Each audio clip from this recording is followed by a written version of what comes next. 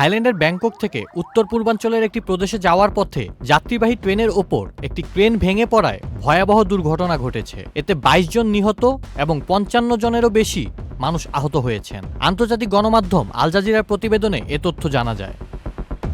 ১৪ জানুয়ারি সকালে নাখন রাজচাসিমা প্রদেশের সিকিও জেলায় এ দুর্ঘটনা ঘটে। এলাকাটি রাজধানীর ব্যাংকক থেকে প্রায় ২৩০ কিলোমিটার উত্তর পূর্বে অবস্থিত। গণমাধ্যমের তথ্য মতে ট্রেনটি থাইল্যান্ডের উবন রাজচাথানি প্রদেশের উদ্দেশ্যে যাচ্ছিল। পথিমধ্যে নির্মাণাধীন একটি উচ্চগতির রেল প্রকল্পে ব্যবহৃত ক্রেন হঠাৎ ভেঙে পড়ে চলন্ত ট্রেনের একটি বগির উপর আছড়ে পড়ে। এতে ট্রেনটি লাইনচ্যুত হয় এবং কিছু সময়ের মধ্যেই আগুন ধরে যায়।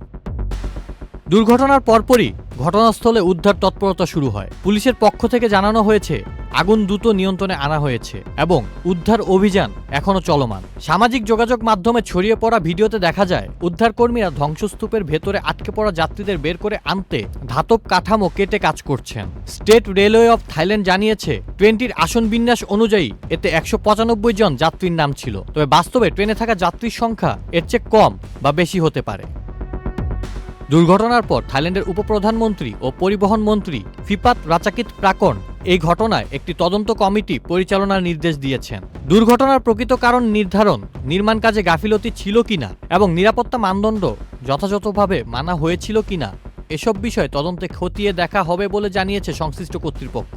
এই দুর্ঘটনায় দেশজুড়ে শোকের ছায়া নেমে এসেছে। আহতদের বিভিন্ন হাসপাতালে ভর্তি করা হয়েছে এবং নিহতদের পরিচয় শনাক্ত ও স্বজনদের জানাতে কাজ করছে প্রশাসন। আউসাফুল ইসলাম আকিব, চ্যানেল আই।